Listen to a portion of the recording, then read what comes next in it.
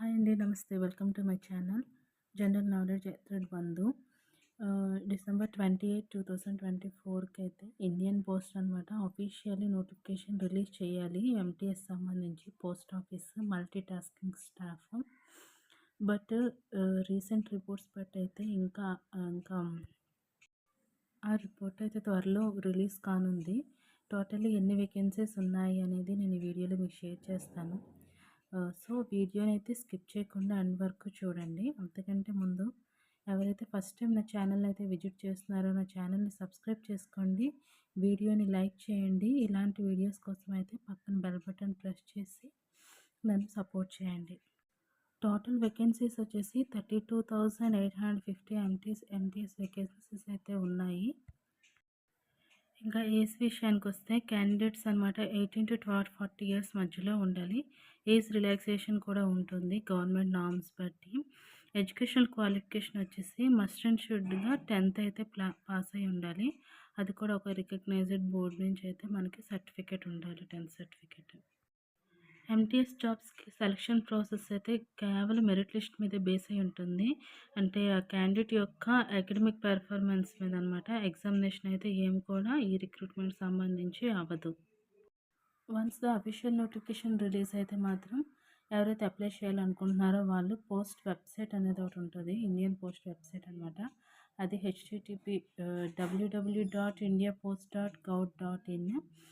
Application fee వచ్చేసి 100 rupees ఉంటుంది for general, OBC, EWS క్యాండిడేట్స్కి అయితే. కొంచెం ఎగ్జామ్షన్స్ ఉంటాయన్నమాట, కట్టకుండా ఉండొచ్చు. SC, ST and pH candidates అయితే వాళ్ళు ఏమాత్రం కూడా ఫీ పే చేయాల్సిన అవసరం లేదు. అసలు మల్టీ టాస్కింగ్ స్టాఫ్ వాళ్ళ యొక్క పని ఏంటంటే పోస్ట్స్ని మనం డెలివరీ చేయడం అనమాట. ఇంకా రికార్డ్స్ని, ఫైల్స్ని చూసుకోవడము. అదేవిధంగా క్లర్క్స్కి సంబంధించి ఏమైనా వర్క్ ఉంటే దాన్ని మనం చేయడము. ఇంకా పోస్టల్ బ్యాగ్స్ అవి లోడ్ చేయడం, అన్లోడ్ చేయడం, ఇలాంటి వాటిలో అనమాట హెల్ప్ చేయడం. ఇదే ఎంటీఎస్కి సంబంధించిన జాబ్ అనమాట. అంటే వాళ్ళు ఆ పోస్ట్ ఆఫీస్లో చేయాల్సిన పని. ఆల్రెడీ మీకు ముందుగానే చెప్పాను కదా, మెరిట్ లిస్ట్ త్రూగా అనమాట ఈ జాబ్స్కి అయితే మనల్ని సెలెక్ట్ చేస్తారు. 10thలో వచ్చే మార్క్స్ బట్టి మెరిట్ లిస్ట్ తీస్తారు. ఆ మెరిట్ లిస్ట్లో కానీ మనం సక్సెస్ అయితే నెక్స్ట్ డాక్యుమెంట్ వెరిఫికేషన్ ఉంటుంది. ఎవరైతే పాస్ అయ్యారో వాళ్ళకి షార్ట్ లిస్ట్ చేసి అనమాట వాళ్ళకి ఫైనల్ సెలక్షన్ కింద డాక్యుమెంట్ అనేది వెరిఫై చేస్తారు.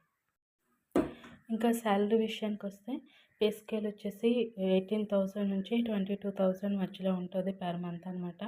అదేవిధంగా అడిషనల్ అలవెన్సెస్ కూడా ఉంటాయి. అవి house rent allowance, HRA, transport allowance, TA, ఇవన్నీ బెనిఫిట్స్ కూడా ఈ జాబ్లో ఉంటాయి అన్నమాట. డాక్యుమెంట్స్ మనతో ఏమేమి ఉండాలంటే 10th మార్క్ షీట్ ఉండాలి and certificate, also caste certificate కావాలి. డిజబిలిటీ ఏమైనా ఉంటే డిజబిలిటీ సర్టిఫికేట్ ఉండాలి. పాస్పోర్ట్ సైజ్ ఫోటోగ్రాఫ్స్ ఉండాలి. Signature and scanned copy. Identity proof కింద Aadhaar card or PAN card ఏమైనా మనం ఒకటైతే ఉంచుకోవాలి. సో ఫ్రెండ్స్, ఈ జాబ్ అనేది ఎప్పుడు అంటే ఈ నోటిఫికేషన్ ఎప్పుడు రిలీజ్ అయినా కానీ మనం వెంటనే అప్డేటెడ్గా ఉండాలంటే పోస్టల్ వెబ్సైట్ ఉంది కదా, దాన్ని తరచూ మనం ఫాలో అవుతూ ఉండాలి. ఈ డాక్యుమెంట్స్ని కూడా మనతో ఉంచుకోవాలి. సో ఎప్పుడైతే నోటిఫికేషన్ పడుతుందో వెంటనే అప్లై చేయడానికి బాగుంటుంది.